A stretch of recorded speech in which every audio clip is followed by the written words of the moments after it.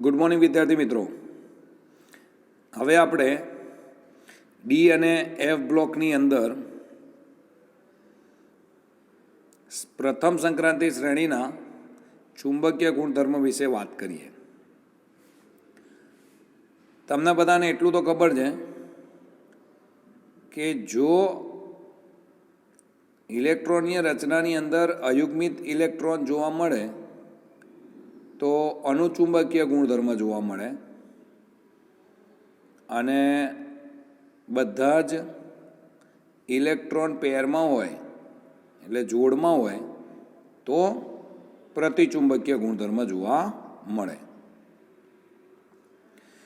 એટલે આપણે અગાઉ બી જોઈને આવ્યા કે સંક્રાંતિ શ્રેણી એટલે ડી વિભાગના તત્વો એ જનરલી અનુચુંબકત્વ ગુણધર્મ ધરાવે છે, એટલે કે અયુગ્મિત ઇલેક્ટ્રોન ધરાવે છે. લખાય દરેક અયુગ્મ ઇલેક્ટ્રોન જે પણ કોઈ હાજર હોય એ બે પ્રકારની ગતિ સતત કરે. એક આવે ભ્રમણ કોણીય ગતિ અને બીજી કક્ષીય કોણીય ગતિ. આ બે પ્રકારની ગતિ હોય. આમાંથી સંક્રાંતિ ધાતુઓની પ્રથમ શ્રેણીના સંયોજનો માટે કક્ષકીય કોણીય સંવેગન એટલે એ ગતિનો ફાળો અસરકારક રીતે સમિત થાય છે, અને તેથી તેનો ફાળો કહી શકાય આપણે કે એનો ફાળો ચુંબકીય ચાકમાત્રાના મૂલ્યમાં અર્થસૂચક નથી. એટલે કે ચુંબકીય ચાકમાત્રાનું મૂલ્ય આપણે અયુગ્મિત ઇલેક્ટ્રોનની હાજરીના કારણે આપણે શોધી શકીએ, અને ચુંબકીય ચાકમાત્રાનું મૂલ્યનું સૂત્ર છે અહીંયા જે આપ્યું છે આપણને, ચાકમાત્રાને ન્યૂ વડે દર્શાવાય અને વર્ગમૂળમાં એન કાઉન્સમાં n+2 વડે દર્શાવાય. એટલે અયુગ્મિત ઇલેક્ટ્રોનની સંખ્યા વધે તેમ ચુંબકીય ચાકમાત્રાનું મૂલ્ય વધે. શું વધે? અયુગ્મિત ઇલેક્ટ્રોનની સંખ્યા વધે એમ ચુંબકીય ચાકમાત્રાનું મૂલ્ય વધે. તો એના માટે કેટલાક મૂલ્ય તમારે ધ્યાન રાખવાના. જો અયુગ્મિત ઇલેક્ટ્રોન 0 હોય તો ચુંબકીય ચાકમાત્રાનું મૂલ્ય ગણતરી પ્રમાણે 1.73 થાય, 0 થાય. 1 હોય એટલે 3D1 હોય, જ્યારે ઇલેક્ટ્રોન આપ્યા હોય ગુમાવી દે પછી આપણે જોવાના અયુગ્મિત ઇલેક્ટ્રોન. 1 માટે 1.73 આવે, 2 માટે 2.84, 3 માટે 3.87, 4 માટે 4.90 અને 5 માટે 5.92. આટલું યાદ રાખવાનું. અયુગ્મિત ઇલેક્ટ્રોનની સંખ્યા જો 1, 2, 3, 4, 5 હોય તો ગણતરીથી તો આવશે જ, પણ આ તો ગણતરીમાં ટાઈમ ના બગાડવો હોય અને MCQમાં પૂછાય તો ડાયરેક્ટ આ રીતે લખી નાખવાનું. 1 માટે 1.73, 2 માટે 2.84, 3 માટે 3.87, 4 માટે 4.90, 5 માટે 5.92. કઈ રીતે ગણતરી થાય જુઓ. કોઈનો પરમાણ્વીય ક્રમાંક 25 છે. 25 એટલે કયું તત્વ આવે? સાયન્ટિફિક TV ક્રાઉનમાં એટલે મેંગેનીઝ, Mn છે. હવે સૌથી પહેલાં એની ઇલેક્ટ્રોન રચના તો આપણને ખબર છે. આર્ગન 4s2, 18 ને 2 20, 20 ને 5 25. જલીય દ્રાવણમાં દ્વિસંયોજક બનાવે છે એટલે Mn2+. 2 ઇલેક્ટ્રોન જેમાંથી જાય તો કે 4s માંથી જ પહેલાં જાય એટલે 3d5, 4s0. કારણ કે 2 ઇલેક્ટ્રોન 4s માંથી ગયા એટલે 4s0 આવ્યા અને 3d5 આવ્યા. હવે ડીમાં કેટલા છે?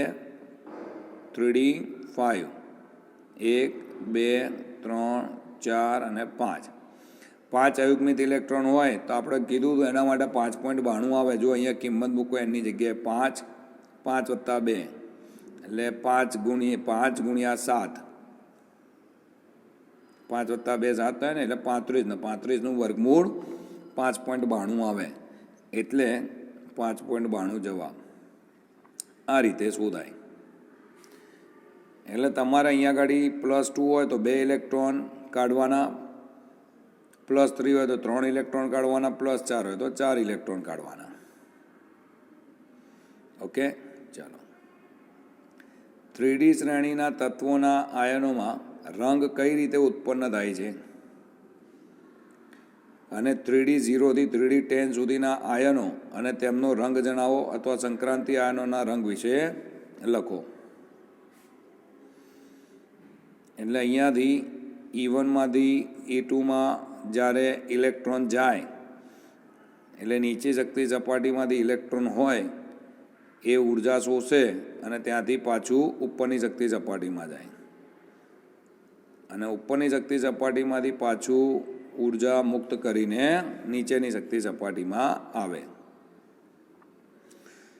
એટલે ડેલ્ટા ઈ એ અવશોષિત ઉર્જા છે, ડેલ્ટા ઈટી એ ઉત્સર્જિત ઉર્જા છે.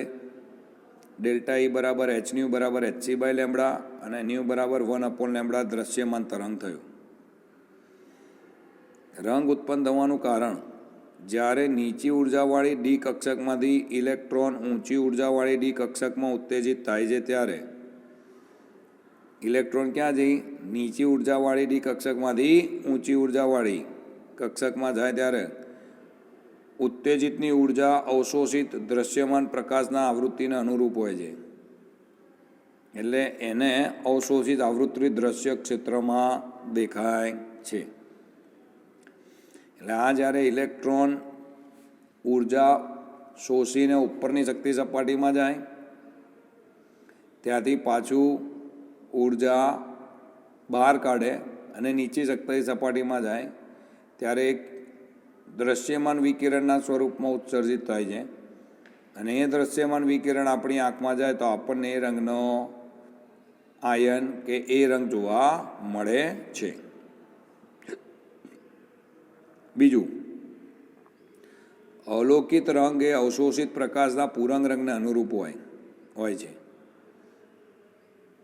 એટલે અવશોષિત પ્રકાશ જે હોય ને એનો પૂરક રંગ મળે આપણને જોવા.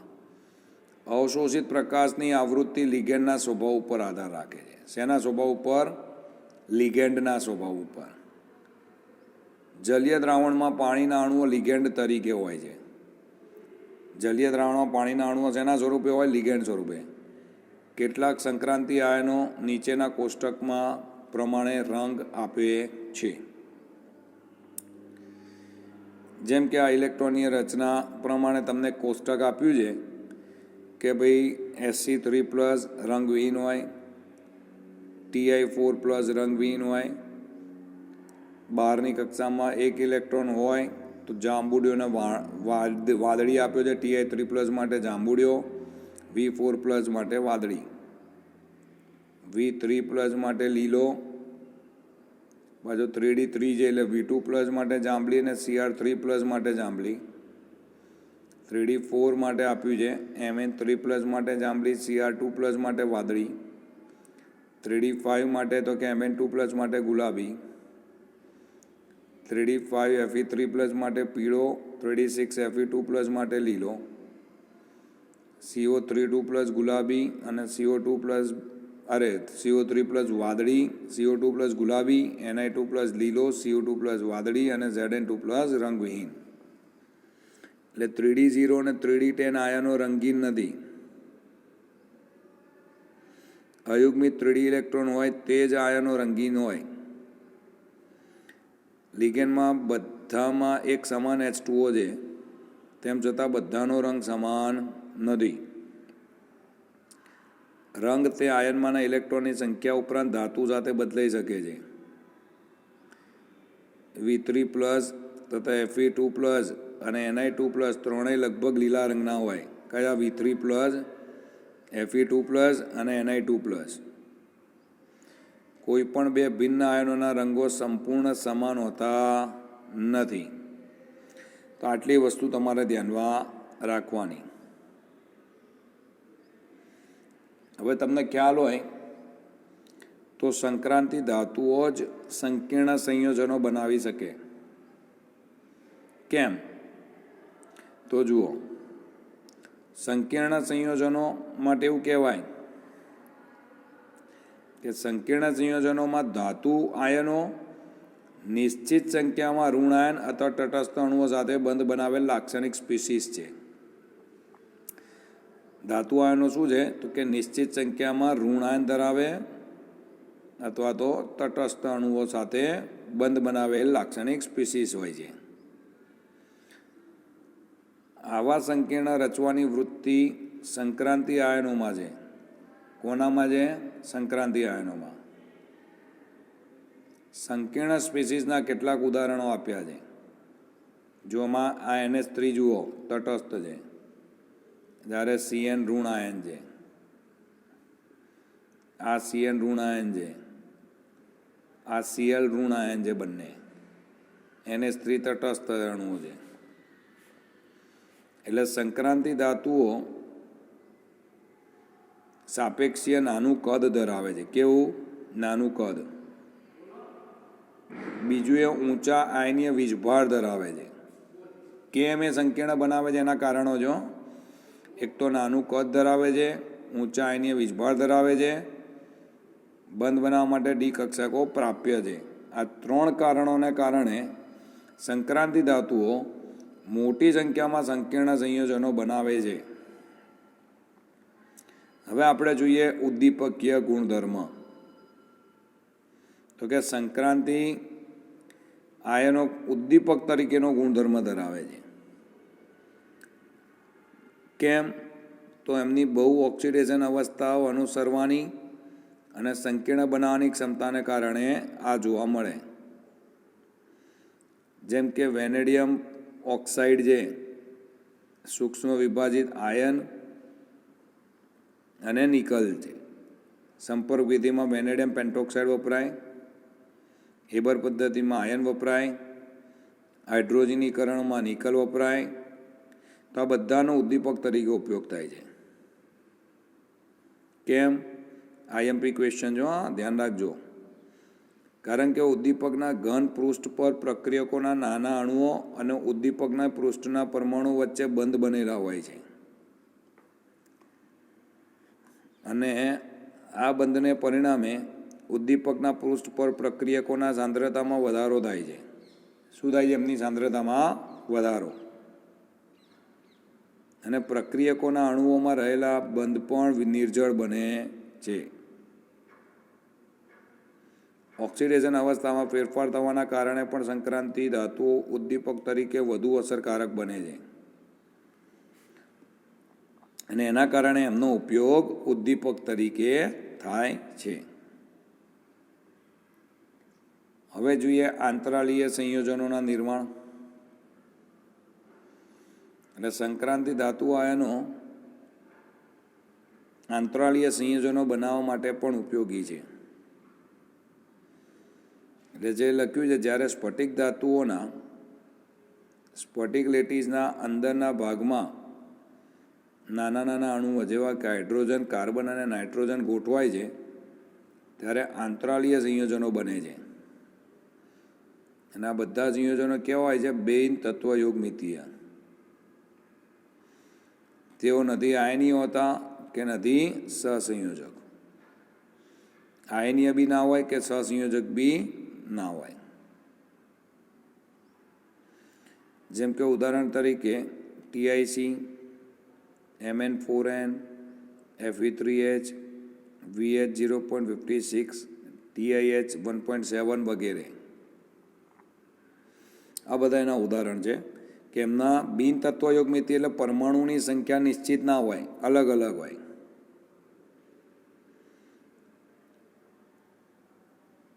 એના પછી એવું કહેવાય કે તેમના સંગઠનના સ્વભાવને કારણે તેઓ આંતરાલીય સંયોજનો તરીકે ઓળખાય છે. એમની લાક્ષણિકતાઓ નીચે મુજબ છે. જેમ કે ઊંચા ગલનબિંદુ ધરાવે છે, જે તેમની શુદ્ધ ધાતુઓના ગલનબિંદુ કરતાં પણ ઊંચા હોય છે. અંતરાલીય જે સંયોજનો હોય એના ગલનબિંદુ શું હોય? ખૂબ જ ઊંચા. સૌથી વધુ સખત એટલે કે બોરાઇડ સંયોજનો કઠિનતામાં હીરા જેવા છે. ધાત્વીય વાહકતા જાળવી રાખે છે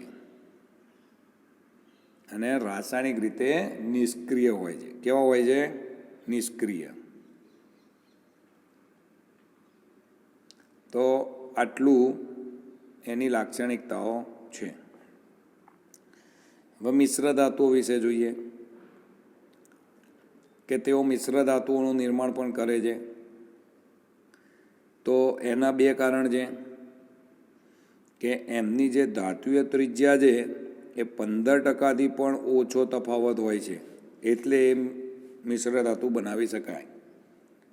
સમજો 15%થી વધારે તફાવત હોય તો એ બે તત્વોને ભેગા કરીને મિશ્ર ધાતુ બનાવી શકાય નહીં.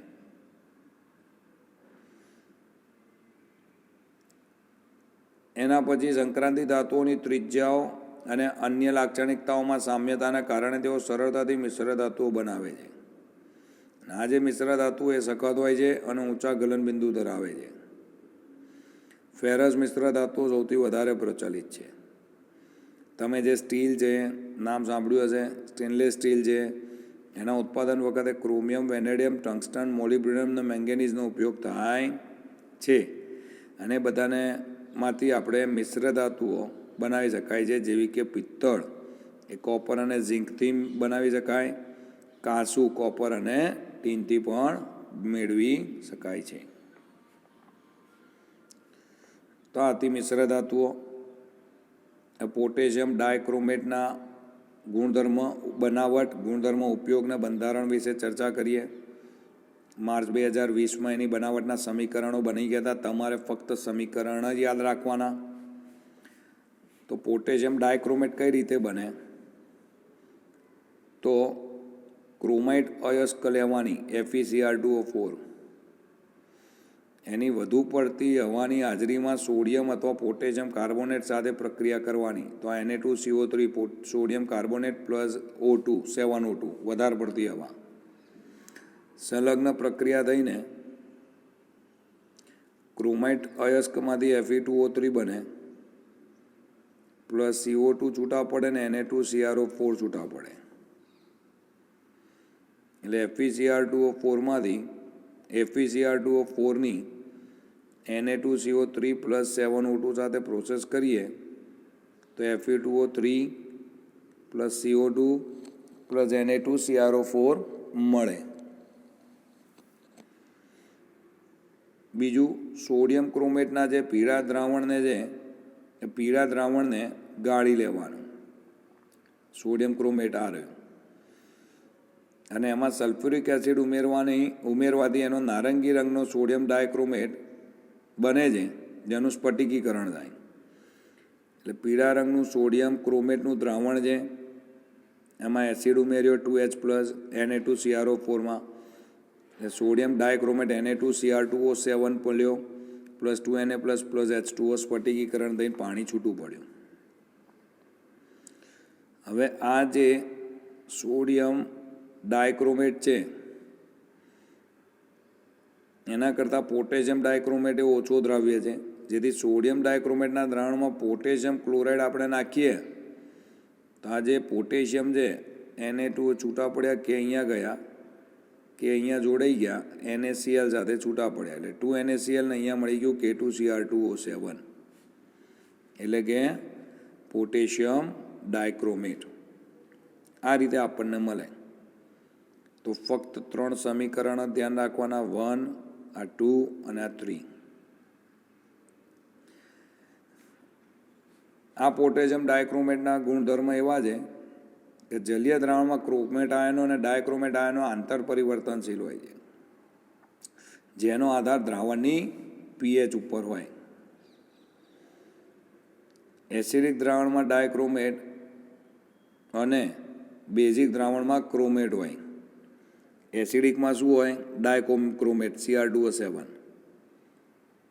અને બેઝિક દ્રાવણમાં ક્રોમેટ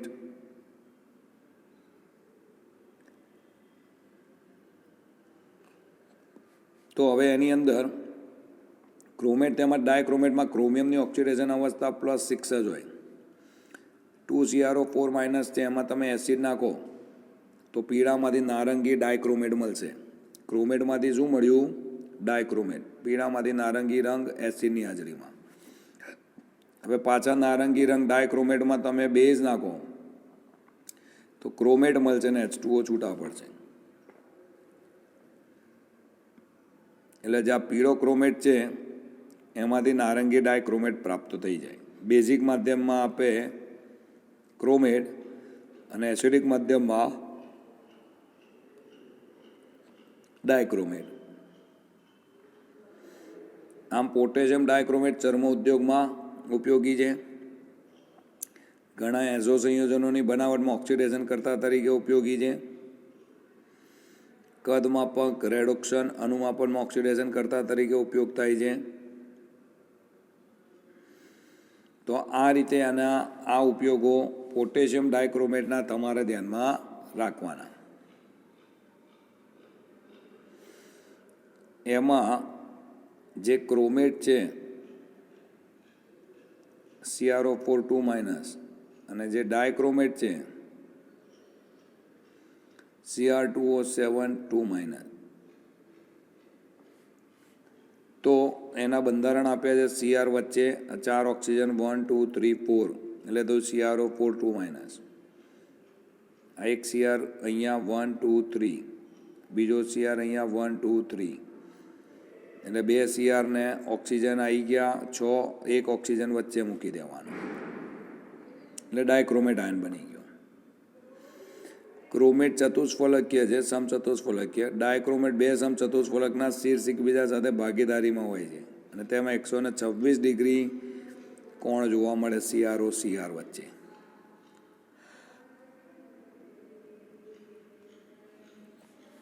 એ જ રીતે પોટેશિયમ પરમેંગેનેટ માટે તો બનાવટ જોઈએ. મેંગેનીઝ ડાયોક્સાઇડની આલ્કલી ધાતુ હાઇડ્રોક્સાઇડ અને KNO3 જેવા ઓક્સિડેશન કરતા સાથે પ્રક્રિયા કરીને પોટેશિયમ પરમેંગેનેટ બનાવાય. મેંગેનીઝ ડાયોક્સાઇડ છે, આ જે manganese dioxide manganese oxide MnO2 છે એની પોટેશિયમ હાઇડ્રોક્સાઇડ KOH સાથે પ્રક્રિયા કરવાની.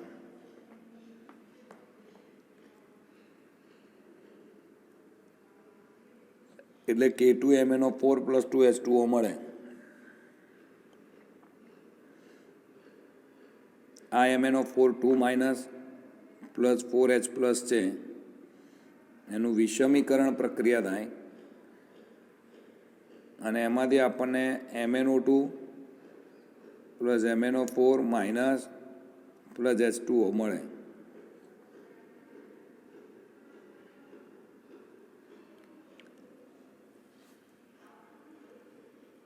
અહીંયા MnO4- એટલે KMnO4 જ સમજવાનું હો તમારે. KMnO4 જ થાય. એટલે આ બે ઇક્વેશન યાદ રાખવાના.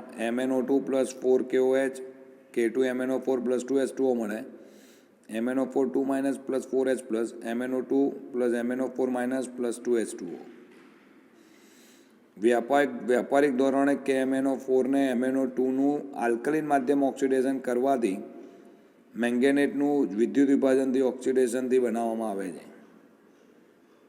એટલે MnO2ની KOH સાથે પ્રક્રિયા કરવાની, હવા અથવા તો KNO3, એટલે MnO4 2- મળે. આ જે MnO4 2- છે એની આલ્કલાઇન દ્રાવણમાં વિદ્યુત વિભાજનીય ઓક્સિડેશન પ્રક્રિયા કરવાની એટલે MnO4- પરમેંગેનેટ આયન મળશે. પ્રયોગશાળામાં KMnO4ની બનાવટ એ પ્રયોગશાળામાં મેંગેનીઝ આયનોના ક્ષારના પર-ઓક્ઝોડાઇઝ સલ્ફેટને પરમેંગેનેટમાં ઓક્સિડેશન થાય છે. એટલે ત્રીજી વસ્તુ આપી છે Mn2+ છે એની પર-ઓક્ઝોડાઇઝ સલ્ફેટ H2OH 2- સાથે H2O સાથે પ્રક્રિયા કરીએ તો 16H+, MnO4- અને SO4 2- મળે.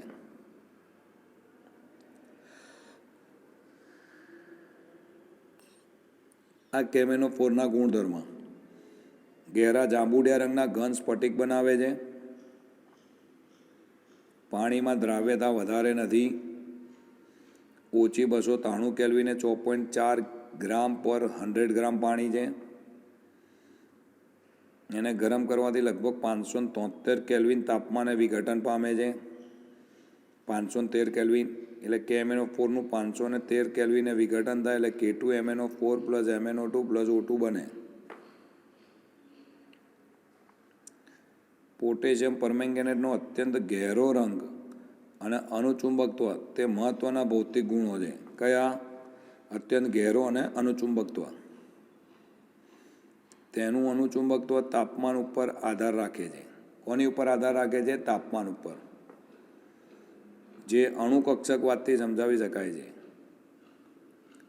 પરમેંગેનેટ આયન પ્રતિચુંબકીય છે કારણ કે એમાં D0 જોવા મળે, Mn+7, એટલે પ્રતિચુંબકીય છે. અયુગ્મિત ઇલેક્ટ્રોન નથી, બધા યુગ્મિત છે. હવે એના ઉપયોગો જોઈ લઈએ. કેમેનોફોરનો ઉપયોગ વૈશ્લેષિક રસાયણ વિજ્ઞાનમાં અનુમાપનો ઉપરાંત સંશ્લેષિત કાર્બનિક રસાયણ વિજ્ઞાનમાં પસંદગીયુક્ત ઓક્સિડેશન કરતા તરીકે થાય. આપણને ખબર છે પ્રબળ ઓક્સિડેશન કરતા છે, ઓર્ગેનિક કેમિસ્ટ્રીમાં શીખીને આવ્યા આપણે. બીજું, એનો ઉપયોગ ઊન, રૂ, રેશમ અને અન્ય કાપડના રેસાઓના વિરંજનમાં પણ થાય છે.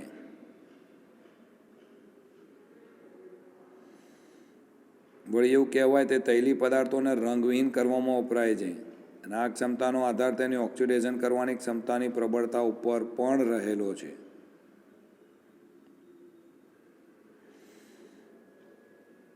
જો અહીંયા વચ્ચે MnO4- મૂકવું હોય તો MnO જુઓ, MnO4-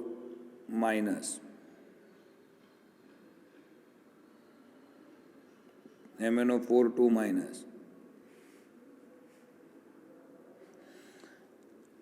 એની અંદર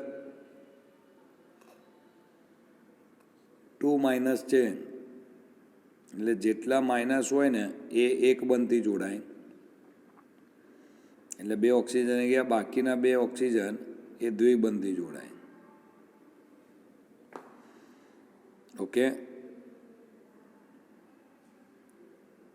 આવું બીજું જ આપ્યું છે તમને, MnO4-. કેટલા છે? એક જ છે ને, તો આવું માઇનસ.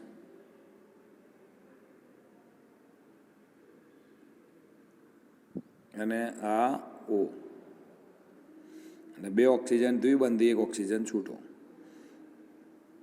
MnO4-2- સમચતુષ્ફલકીય મેંગેનેટ લીલો આયન અને MnO4- સમચતુષ્ફલકીય પરમેંગેનેટ જાંબુડિયો આયન આપે છે.